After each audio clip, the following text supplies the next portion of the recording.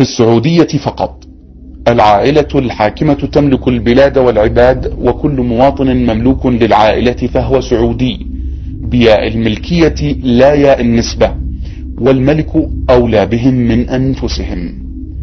في السعودية فقط فرضت العائلة الحاكمة اسمها على البلاد كلها، كأن تسمى الولايات المتحدة الأمريكية بالولايات المتحدة الأوبامية، أو أن تسمى ليبيا بقذافستان، أو أن تسمى الإمارات بالنهيانية. في السعودية فقط المرأة لا يحق لها السياقة ولا السفر بمفردها، رغم أنهم يوالون امرأة قادت الجيوش ضد ولي أمرها وإمام زمانها. في السعودية فقط ليس للبلاد دستور ولا مجلس نيابي ولا حكومة منتخبة، فالملك هو الدستور والبرلمان وقائد الجيش والكل في الكل، وصدق أو لا تصدق فكل ذلك في القرن 21. في السعودية فقط العائلة الحاكمة تتكون من أكثر من 7000 فرد، بعضهم يتقاضى $400,000 شهريا تستقطع من أموال الناس وموارد النفط، وكل واحد منهم أمير وله استحقاقاته وراتبه ومزاياه منذ خروجه من رحم أمه. في السعودية فقط الكثير منهم يعيش تحت الفقر، رغم أن البلد يعد أكبر مصدر للنفط، وعدد سكان البلاد قرابة 22 مليون شخصا فقط. في السعودية فقط يشترك 5 أمراء في 5 موارد النفط يبتلعها 5 أشخاص فقط، لأنهم أبناء عبد العزيز آل سعود. في السعودية فقط أكبر صفقات التسلح العسكري في التاريخ تمت هنا، فكانت آخرها صفقة مع الولايات المتحدة بقيمة $60 مليار، رغم أن الدولة لم توجف بخيل ولا ركاب على الكيان الصهيوني أو القواعد الأمريكية المنتشرة في أرجاء الدول العربية. في السعودية فقط لا وجود لحرية الصحافة، والإعلام مملوك للعائلة المالكة، لا وجود لصوت سوى صدى صوت الأمراء، فهي صحافة البغبغاء لا صحافة البشر. في السعودية فقط لا يوجد في هذه الدولة لأي نوع من أنواع المشاركة السياسية للناس، فلا حق للشعب أن يشارك في القرار السياسي حتى على مستوى البلدية وتنظيف الشوارع. في السعودية فقط الدولة مقسمة على مناطق يحكم كل منها فرد من أفراد العائلة المالكة حكما شموليا مطلقا، له الأمر والنهي في كل شيء، والناس ليسوا أحرارا في أي شيء إلا في أن يرددوا ما يقوله الحاكم وأن يطيعوه في كل شيء.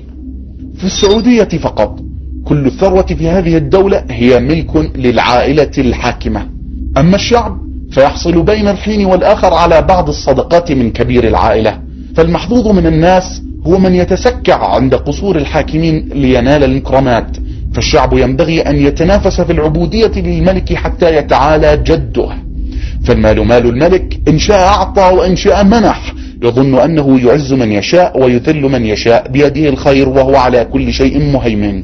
في السعودية فقط الفساد الإداري في أعلى مستوياته يبدأ من الملك وبه ينتهي، وهو يوازي الدول الإفريقية برمتها، لأن لا معنى للمساواة هنا في مملكة آل سعود. في السعودية فقط انتقال السلطة في هذا البلد يتم بصورة واحدة فقط، ألا وهو الموت، والذي يحدد الحاكم الجديد هو الصلب والرحم لا العقل والشورى. وحينما يهلك ملك ويتبوأ مكانه صنوه فليس على الناس إلا وظيفة واحدة، وهي أن يبيعوا أنفسهم للحاكم الجديد في مراسيم تسمى بالبيع، وذلك لإطفاء البعد الديني على هذه العملية الديمقراطية العظيمة. في السعودية فقط لا يحق للمواطن أن يبدي رأيه في أي أمر من الأمور، لأن العلاقة في هذه المملكة القبلية هي علاقة السيد بالعبد والمولى بمملوكه، ولا ترى حديثا إلا عن الطاعة لآل سعود والامتثال لأمرهم.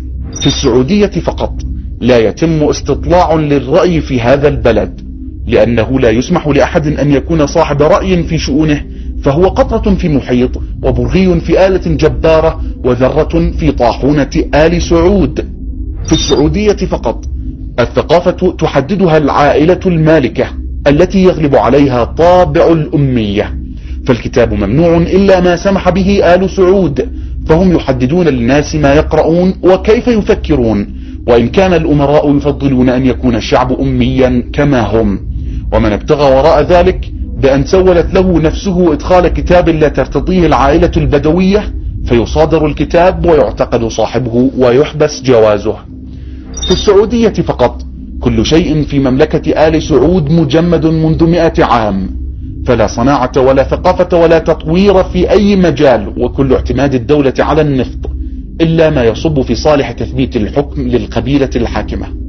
في السعودية فقط القبيلة الحاكمة تتعامل مع الناس بتفريقهم، ويتم التمييز بينهم على أساس طائفي وقبلي ومناطقي، ولا وجود للمواطنة، إذ أن الوطن مختزل في الحاكم إذ لا وجود للوطن. في السعودية فقط إظهار أي عقيدة سوى ما ترتضيه العائلة الحاكمة ممنوع ومحرم ومعاقب عليه، رغم أن الشعب متنوع في مذاهبه ومشاربه وانتماءاته. لكن في السعودية فقط الجيش في البلد ليس كسائر البلاد للدفاع عن الشعب والوطن، وإنما هو عبارة عن ميليشيات تابعة للعائلة الحاكمة لحراستها وحراسة مصالحها، ولذلك لم يستخدم إلا لقمع الشعب نفسه أو الاعتداء على جيرانه. في السعودية فقط علماء البلاط في هذه الدولة مجموعة من المرتزقة، وظيفتهم إصدار الفتاوى لتبرير أعمال الملوك وإضفاء الصفة الشرعية عليها، يحرمون ويحللون كما تقتضي مصلحة الملك لا لشيء آخر. في السعودية فقط تتعامل الحكومة مع المعارضة بكل قسوة ووحشية، باعتبار أن أي نوع من أنواع المعارضة ممنوع، بل حتى أن مجرد التظاهر بأن يجتمع مجموعة ويطالبون بحقوقهم يعتبر جريمة كبرى. لا تتورع العائلة عن إعلانها مسبقا عن نيتها في قمعها وضربها واعتقال من يشترك فيها.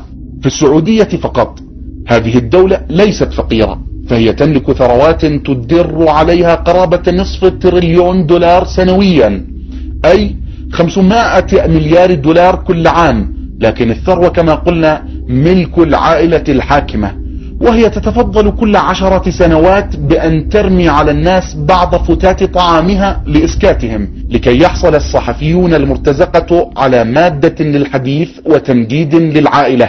في السعودية فقط رئيس هذه القبيلة الآن رجل من البدو الرحل، هو أصلح لرعاية الجمال من إدارة البلاد، فبعد التمرين الطويل لا يستطيع أن يقرأ سطرا واحدا بدون أخطاء، فهو يخطئ حتى في قراءة القرآن والمصحف مفتوح أمامه، لأنه تمرس الرقص الشعبي أكثر من قراءة القرآن، وصرف عمره في الليالي الحمراء أكثر من القراءة والدراسة.